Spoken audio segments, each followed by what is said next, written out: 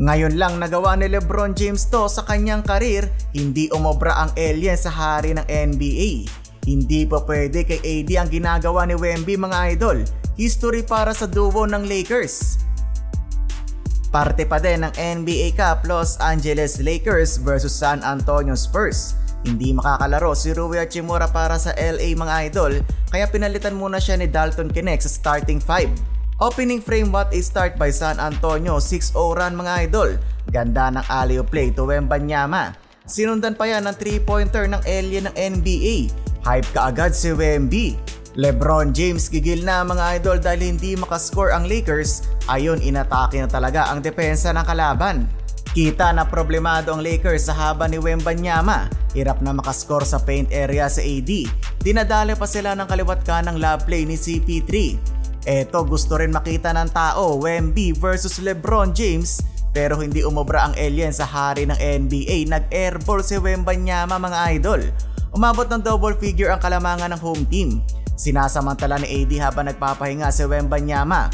Offensive rebound at slam dunk. Wemby nawili na, kakatres, butata tuloy ni AD. Tinapos niya pa ang layup against Wemby. Lakers naka-turn around sa huling minuto ng quarter. Nakuha pa nga nila ang kalamangan sa pagtatapos ng first quarter, 31-30.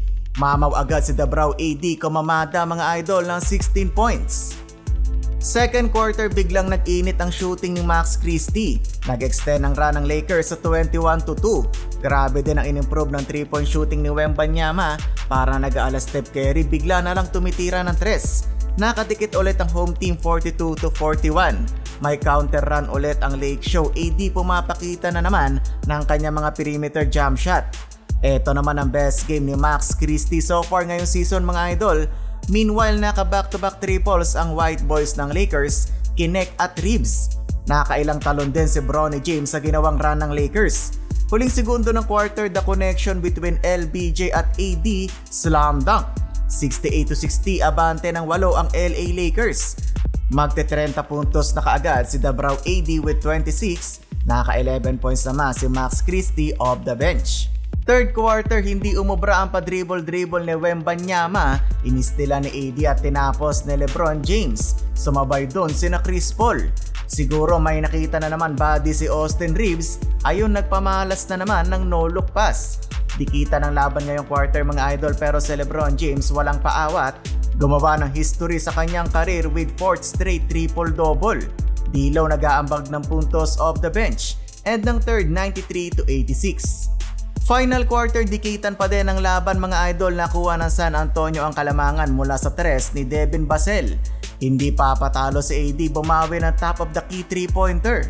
Austin Reeves with another 3-pointer, 114-113 lamang ang Lakers. Back and forth ang both teams. AD nakawala, ayun, 200 throwdown. Nasobrahan nga si Wemby, kaka-3, ayun, nag-airball. LBJ with a clutch layup. Ganda ng cut doon ni LeBron, paubos na ang shot clock. Ending mga idol, wagi ang Lakers 120-115.